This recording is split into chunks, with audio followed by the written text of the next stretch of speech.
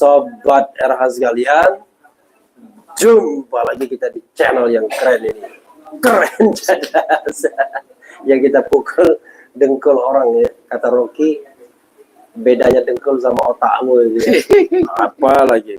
Ya, sobat RH sekalian, saya kebetulan sama teman-teman silaturahmi halal bihalal 1indonesia.co di rumah pemretnya. Nanti besok kita mau bikin program apa jenenge ya?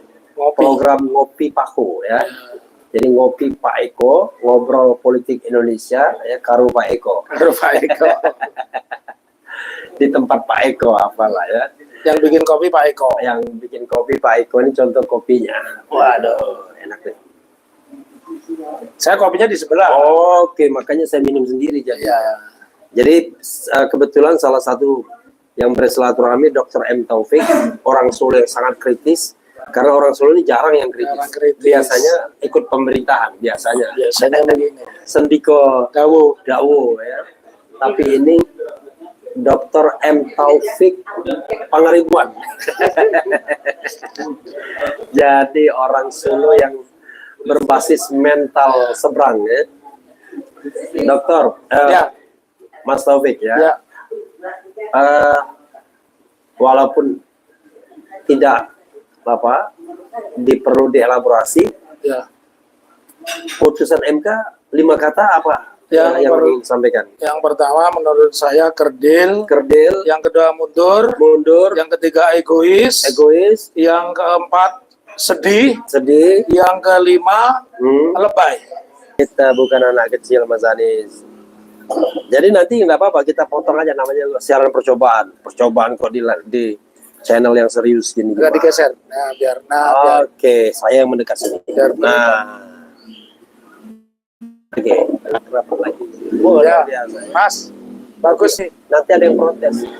Ya kalau mau katanya, mau ini langsung jangan baru ini, nggak apa-apa.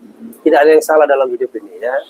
Kesalahan itu semua hal yang benar milik Allah Subhanahu Wa Taala, yang salah milik Jokowi sama pendukungnya ya. Ya, sahabat sekalian, coba kita lanjutkan ini dari tadi apa soal MK tadi? Soal MK saya kan mengatakan ada 5 kata saja. Ya. Satu, yang pertama mundur. Ya. Yang kedua kerdil. Ya. Yang ketiga bangkrut. Ya. Yang keempat sedih. Yang kelima lebay. Luar biasa ya. Didekatkan lagi Pak Taufik. Lucu banget kita ini. Iya. Nah, dekat lagi. Ya. Rupanya harus berakrab. Sorry, kena. Enggak. Ya, sahabat sekalian ya, itu lucu juga ya, masih ada yang mengikuti live-nya kita ini. Iya, baru percobaan padahal. Iya, baru percobaan. Coba Pak Taufik ya. Ya. Saya ini agak galau dengan MK, terus terang aja. Ya. Galaunya adalah kalau lihat fenomenanya harusnya permohonan itu dikabulkan dengan 4-4. Ya. Jadi kelihatan yang melipir terakhir itu Soehartoyo. Ketua MK-nya. Karena kalau lihat performanya selama ini, dia kan sangat progresif tuh. Dia ingin merubah MK. Ya. Kemudian dia mengabulkan pembatalan Undang-Undang 1 1946 yang jadi dasar untuk mengkriminalkan orang, ya kan? Ya. Dia juga yang disenting terhadap Gibran. Pada batasan begitu umur suaranya itu dibutuhkan untuk mengabulkan permohonan agar demokrasi ini jauh lebih bermartabat, ya, lebih jujur, lebih adil. Tiba-tiba ternyata dia melipir. Pendapat Pak Taufik? Ya, menurut saya begini, seorang yuris itu ada 3 kelas ya. Satu, dia yang bermental gladiator ya. Gladiatornya artinya dia akan melawan siapapun dengan independensinya, dengan pengetahuannya, dengan kemerdekaannya. Ya. Kemudian yang kedua, hakim yang masuk kategori bermental tritisan. Ya. Kenapa saya bilang tritisan itu adanya hakim yang berada di hakim yang kalau posisinya hujan deras dia masuk ke rumah, kalau nggak hujan dia ada di depan. Ini hakim tritisan. Yang ketiga yang celaka ini, hakim yang cuma berkedudukan sebagai pengantar pizza. Jadi menerima order, anterin aja. Jadi Soehartoyo ini termasuk apa? Kedua, yang mental tritisan. Oh, Di satu oke. sisi tadi kan Bang Refli mengatakan bahwa dia ingin melakukan reformasi. Misalkan menolak pasal HOK yang ada di Peraturan Pidana Nomor 1 Tahun 46. Ya. Kemudian pembatasan tentang umur calon wakil presiden, dia melakukan dissenting opinion. Tetapi ketika hari ini di awal-awal itu kan orang menaruh harapan, jangan ragukan saya. Nah, ternyata dia mencari yang posisi yang cari selamat, cari aman. Apa itu? Tritisan. Tritisan itu kalau hujan deras dia bisa masuk ke rumah. Kalau rumah mau roboh kena badai, dia keluar duluan. Dan dia posisinya yang itu di situ. Posisi cari selamat. Cari selamat gitu. Tapi pengen populer. Pengen populer gitu. Luar biasa ya. Jadi gimana kita bisa berharap dengan mental-mental seperti ini? Ya menurut saya sangat susah. Kalau saya boleh mengatakan memang harus ada satu potong generasi.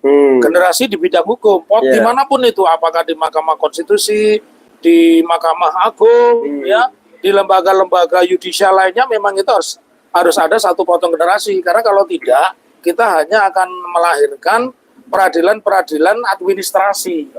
Iya, yang terjebak pada lengkap tidaknya persyaratan. Padahal keadilan kan prosedural. Padahal kan ada keadilan lain namanya keadilan substansial. Kita masih lebih bersyukur ketika MK dipimpin oleh seorang Mahfud ya, Mahfud MD, yang dia berani out of the box, artinya ketika dia memproses perkara konstitusi, dia menghadirkan juga persoalan pidana. Jangan lupa itu Bang Refli kasus Anggodo ya. Dia memutar rekaman kaset pembicaraan tentang suap itu. Yang itu tidak dibutuhkan oleh MK, tapi itu diperbolehkan, dan itulah sebenarnya yang dimaksud hakim yang bermintar gladiator. Lawan siapapun dia menikmati begitu. Jadi gladiator tuh nggak ada di MK atau masih ada? Tidak ada. Nggak ada sama tidak ada sama sekali. 99 tuh nggak ada gladiator. Ya mungkin kalau boleh dibilang 3 lah ya kemarin melakukan dissenting opinion. Ya, minimal Saldi sama Arif. Ya, minimal walaupun ini kan baru ya. Walaupun kalau dibilang bersih-bersih banget, hakim bersih juga kita nyaris tidak ada ya. Makanya saya sering ketika di persidangan sulit untuk mengeluarkan dari bibir saya ini kalimat yang mulia itu. Nah, susah itu. Saya ungkap kalimat yang mulia itu bukan persidangan susah. Jadi kalau boleh dibilang mungkin Arif Hidayat sama Sadi Isra ya, itu yang bisa boleh masuk kategori progresif lah, gladiator lah begitu.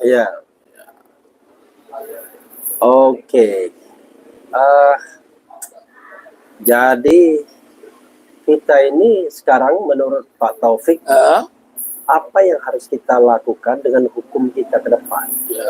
Yakin nggak bahwa pemerintahan Presiden Prabowo ini mampu mengemban amanat, tidak hanya memajukan kesejahteraan ekonomi, tapi juga kesejahteraan politik, dalam tanda kutip. Kalau Bang Refli nanya ke saya, itu kan namanya politik yang idealis. Politik idealis itu harus dibangun dari kerangka besar bahwa seseorang terjun di dunia politik itu kan tujuannya 2. Dia akan menerapkan peraturan hukum. Untuk menerapkan peraturan hukum, dia harus memiliki kekuasaan. Kan tidak mungkin negara ini diatur tanpa kekuasaan, tanpa hukum. Nah, kalau ditanyakan kepada saya, ini pengalaman empiris saja. Ketika sebelum berpartner dengan Gibran, tim sesnya sudah mengatakan, hati-hati kalian mengkritik Pak Prabowo. Kita sudah punya tim cyber yang akan bisa mencari sumber penyebar hoax itu ada di mana.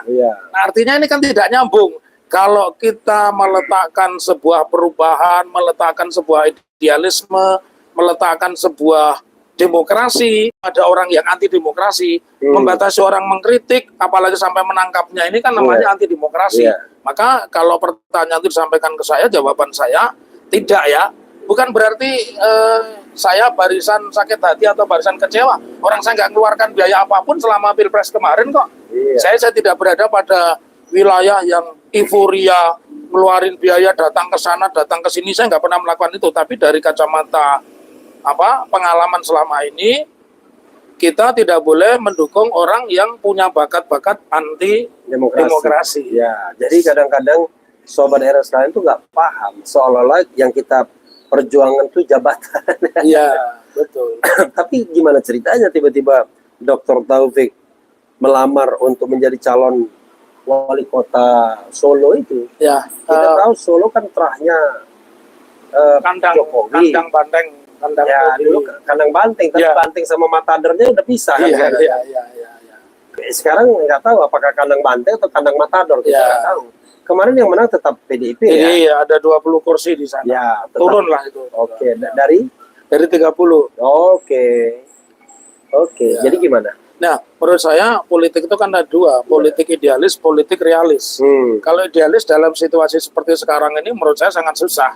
Ya, semua orang politisi bercita-cita membuat aturan, memegang kekuasaan supaya terciptanya adil makmur, tegaknya hukum, kesamaan di Iya. depan hukum dan pemerintahan. Tapi itu kan cita-cita. Nah, saya yang realistis saja. Realistisnya kenapa saya mencalonkan diri wali kota melewati PDI, lewat dengan perahunya PDI, karena saya berpikir PDI dalam posisi saat ini itu juga salah satu kekuatan politik yang tersakiti.